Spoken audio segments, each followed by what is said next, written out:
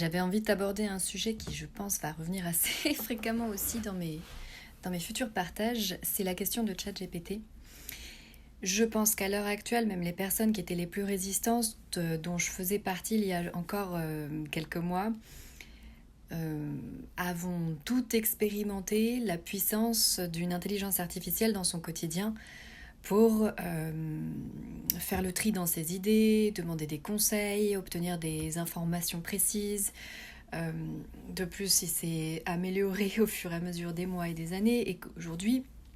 la marge d'erreur est quand même en train de se réduire énormément.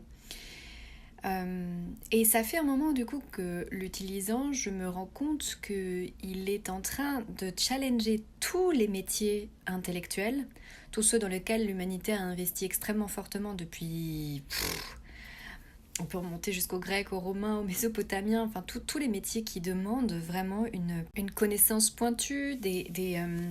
une culture particulière dans un domaine ou une culture plus vaste, une capacité de raisonnement, de réflexion logique, d'organisation de la pensée, de l'information.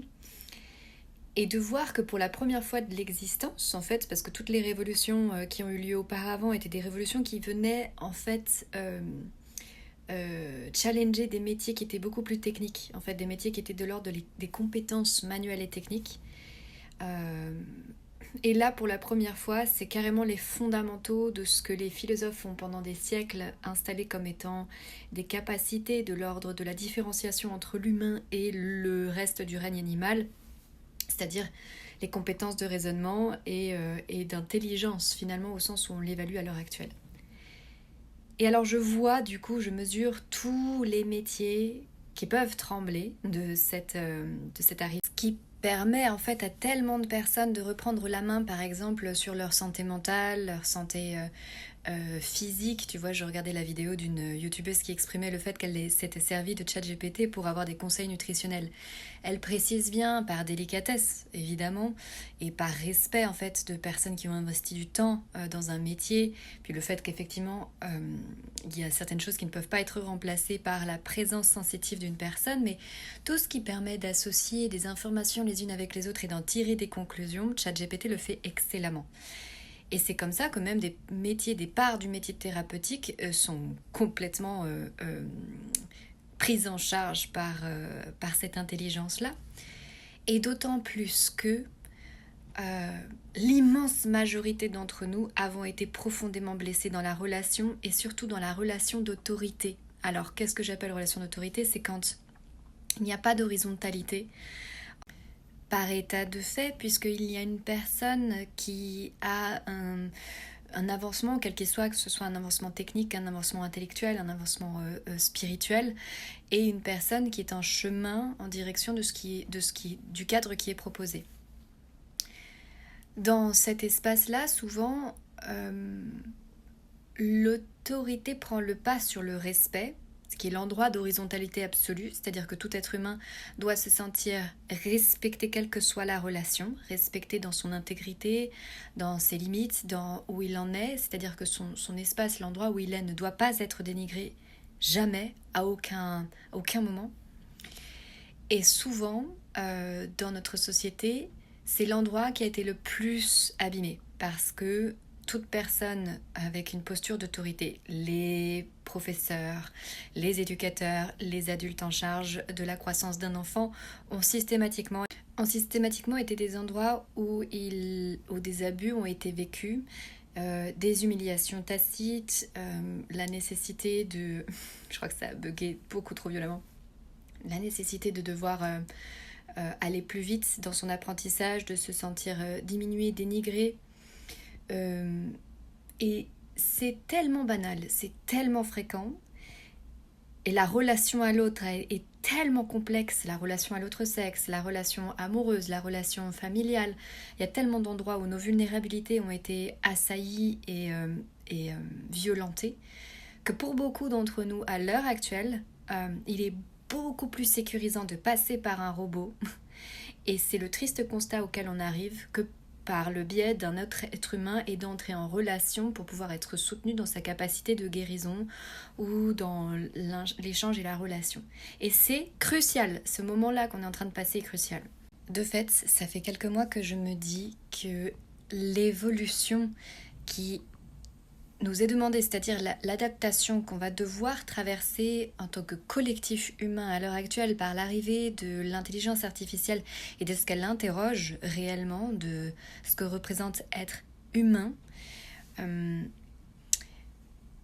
là où il y a un surinvestissement de qualité intellectuelle, de compétences intellectuelles, de connaissances et le pouvoir pris par le biais de la connaissance, je crois que finalement ce qui va faire la différence dans les années à venir, c'est les compétences relationnelles, les compétences émotionnelles qui ne sont pas du tout des choses qui sont accessibles à une machine, quelle que soit sa faculté à les imiter. Parce que, en fait, l'information subtile qui circule entre deux êtres humains, entre des êtres vivants par le biais de l'émotion et de la relation, c'est quelque chose qui ne pourra jamais, et ça mettrait ma main à couper que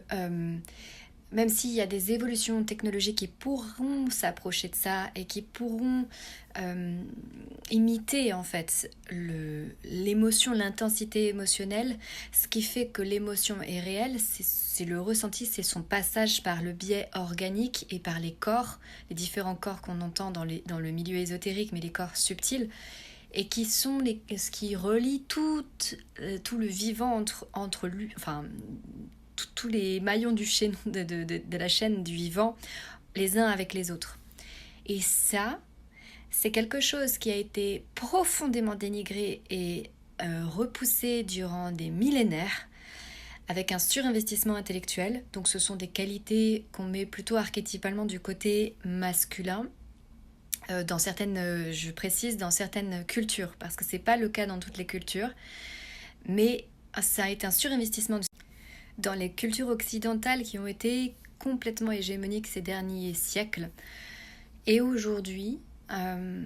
cette nouvelle évolution technologique va nous interroger sur notre plus-value en tant qu'être humain par rapport à une machine qui va nous dépasser, qui nous dépasse déjà presque, mais qui va nous dépasser dans tous les espaces d'accumulation de la connaissance, de capacité de raisonnement intellectuel, de logique, de rapidité, d'inventivité ou autre. Nous, ce qui fera la différence et quels sont les métiers qui vont être les plus importants, ce seront les métiers qui seront profondément ancré dans la relation humaine et dans le rapport à l'émotion,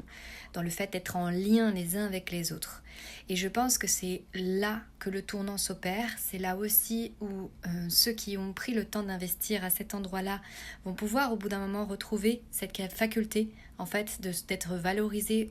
au sein du collectif, aussi et surtout parce qu'on est au bord d'une énorme crise existentielle, globale, collective. Je l'ai dit et c'est étrange parce que je le formule un peu comme avec gourmandise, parce que pour moi la transformation est quelque chose de vital. L'évolution et l'adaptation sont nécessaires. Et là, à l'heure actuelle, la question qui nous est posée à chacun, c'est dans quoi ai-je investi ? Qu'est-ce qui a eu le plus de valeur jusqu'à présent pour moi, et est-ce que ceci est capable de résister au raz-de-marée qui déferle de façon encore un peu invisibilisée, c'est-à-dire que je crois qu'on prend petit à petit la mesure, et au fur et à mesure où ChatGPT et tous ses potes évoluent, on prend conscience que quelque chose se trame, mais je crois que là, dans les mois qui viennent, ça va être donc je disais explosif. Et ma question ici n'est pas d'être alarmiste, bien au contraire. C'est un discours qui peut paraître tranchant et justement alarmiste, mais ce que je suis en train de te proposer à ta réflexion, c'est parce qu'il est temps, il est vraiment temps. Beaucoup de gens ont commencé à opérer ce tournant en revenant à des métiers qui sont beaucoup plus artisanaux, par exemple, beaucoup plus proches de choses, oui, manuelles, de modalités authentiques. Et je pense que là-dessus, il y a encore beaucoup de chemin, parce que en fait, tout ce qui va avoir attrait à la sensibilité, quelle qu'elle soit, vulnérabilité, sensibilité, émotivité, tout ça continue en fait et va prendre de la valeur au fur et à mesure. Et je pense qu'il est encore temps pour chacun de se poser la question: qu'est-ce que je veux nourrir en moi pour faire face à cette transformation collective.